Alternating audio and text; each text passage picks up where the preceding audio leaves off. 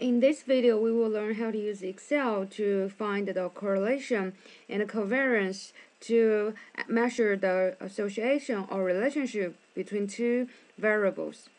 So you first need to download the Excel file called Lab1, and using the dataset example 2 GPA ACT spreadsheet. So once you open the spreadsheet, you will find there is two variables. One is ACT score, another is GPA. And our goal is trying to find the relationship between these two variables. Based on the lecture, and we know if we want to measure the relationship between two variables or association between two variables, we need to either use covariance or the correlation coefficient.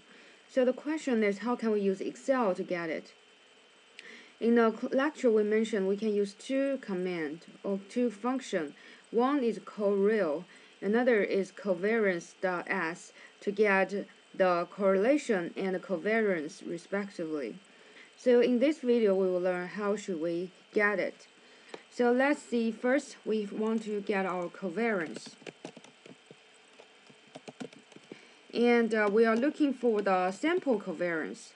The function we introduced in the class is called covariance.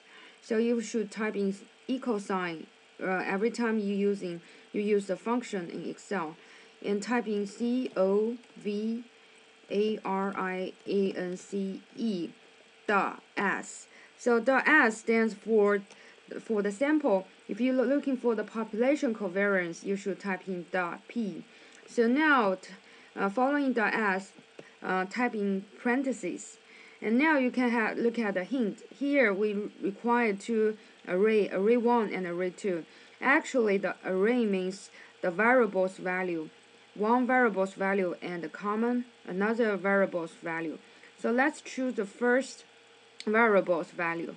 So the first variable, let's say, is the ACT score. So we'll choose from A1 to the last cell in the first column, A121. And following that, so look at the hint here. So you need to type in the common and choose the second variable, GPA. So you choose from B1 to B121, close the parentheses. Now you can push the enter button on your keyboard. So the covariance here we got 0.776518. So the next question, how can we get the correlation? So what we will do is we will use a function called Correl. So first you type in equal sign, and then following the equal sign type in CORREL. So that is the first 6 letter for the correlation. And following that, type in the parentheses.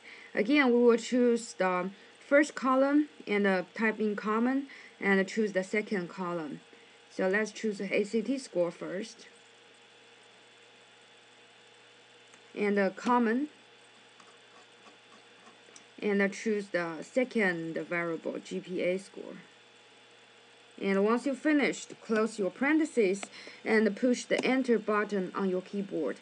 So the correlation we got is 0.269482. So once you got those statistics, another important thing you need to do is to do the interpretation. So for the covariance, we are looking at the value to see if it is positive or negative. So if it is positive, and we know it is a positive relationship. If it is negative, so we know they have the negative relationship.